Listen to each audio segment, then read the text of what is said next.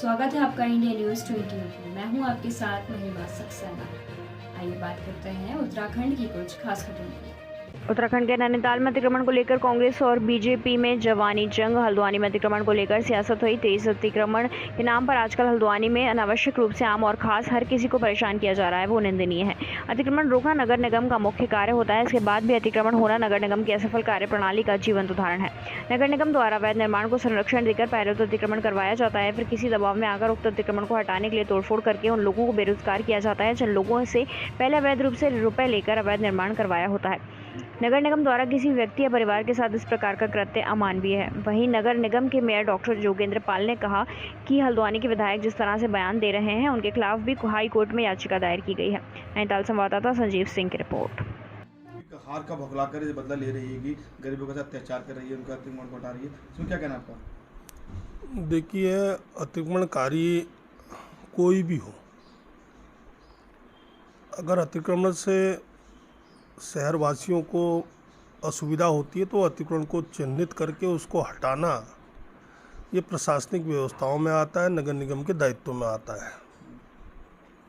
और जहाँ तक ठेला फड़ व्यवसायी हैं, इनके लिए वेंडिंग जोन इत्यादि सब निर्धारित हैं और उनका पुनः निर्धारण भी किया जा रहा है ताकि सबका कार्य चले। मैं भी जानता हूं कि एक ठेले के पीछे ठेला वाला ही नहीं, उसके पीछे उसका परिवार होता है, लेकिन किसी भी सूरत पर व्यावहारिक रूप से किसी को भी कहीं पे भी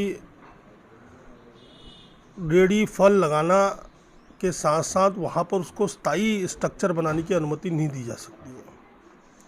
और ये अतिक्रमण हटाओ अभियान लगभग चलता रहता है और चल रहा है। जहाँ तक मछली बाज़ार की मैं बात कहूँगा, मछली बाज़ार 2 स्कूलों को बिल्कुल ढक दिया गया। वहाँ पे गरीब बच्चे पढ़ते हैं, अमीर के पढ़ते, ये विषय नहीं, विद्यार्थी पढ़ते हैं वहाँ। उन विद्यार्थियों को कैसा लगता होगा, उनके प्रधानाचार्य को, उनके शिक्षकों को, ये आप खुद ही समझ सकते हैं। और इनको प्रशय देने का काम, जो आरोप लगा रहे कि उनके परिवार में पूर्व में विधायक रही श्रीमती डॉक्टर इंदिरा देश जी का ही रहा है। कभी उन्होंने किसी चीज़ का स्थायी समाधान नहीं ढूंढा, वोटों की राजनीति करी, जो कि ठीक नहीं है। शहर बिल्कुल वोटों की राजनीति के कारण इसका सुनियोजित विकास ठप सा पड़ गया है। और जहाँ तक वो आरोप लगा रहे हैं कि खींच है, ये खींच नहीं। मैं तो लगभग 22 साल की उम्र से चुनाव लड़ता हुआ आ रहा हूँ, कई बार जीता हूँ, कई बार हारा हूँ, ये सब चलता रहता है। और जहाँ तक वो एक दावा कर रहे थे कि मेरे घर से अतिक्रमण को आप शुरू करें, अगर मैंने अतिक्रमण किया है तो उनको मैं संज्ञान में लाना चाहता हूँ कि एक PIL भी लगी है जिसमें उनके द्वारा अवैध जो पार्क और DK पांडे जी द्वारा, पूर्व स्वर्गीय चेयरमैन द्वारा जो ठंडी सड़क के निर्माण किया गया था, उसको उन्होंने बाधित किया है। और दोनों पार्कों को उन्होंने गलत तरीके से फ्री होल्ड कराया है। उसका वाद PIL हाई कोर्ट में चल रहा है, जिसमें नगर आयुक्त द्वारा अपना जवाब है, उनको उसका जवाब दावा पेश करना है।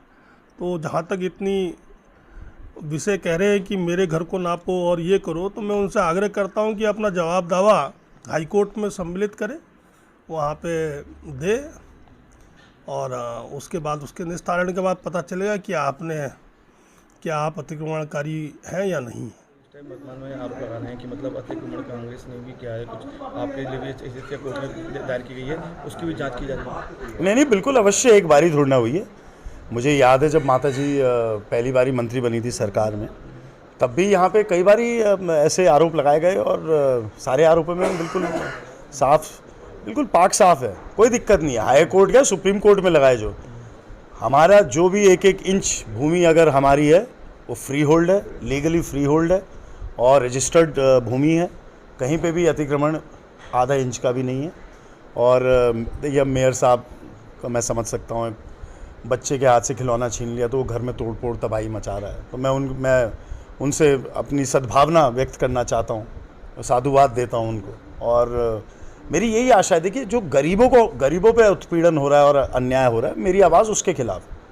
तो इसलिए अगर वो ऐसी बातें करना चाहते हैं तो कोर्ट में विचाराधीन मामला है। मैं उनको आमंत्रित करता हूं, जब अगली सुनवाई हो तो वो भी बैठे मेरे साथ और सुन ले कोर्ट में क्या दिशा निर्देश मिलेगा, उसके हिसाब से सब हो जाएगा।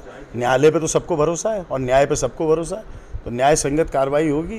कोर्ट का विचाराधीन जो भी मसला होगा उसमें पाक साफ बरी होंगे, और जिसने हमारे खिलाफ लगाई है मैं आपको गारंटी से बोल सकता हूँ उसकी फटकार लगाई जाएगी कि उन्होंने कोर्ट का और पब्लिक का और टैक्स पेयर का पैसा बर्बाद करा और समय बर्बाद करा।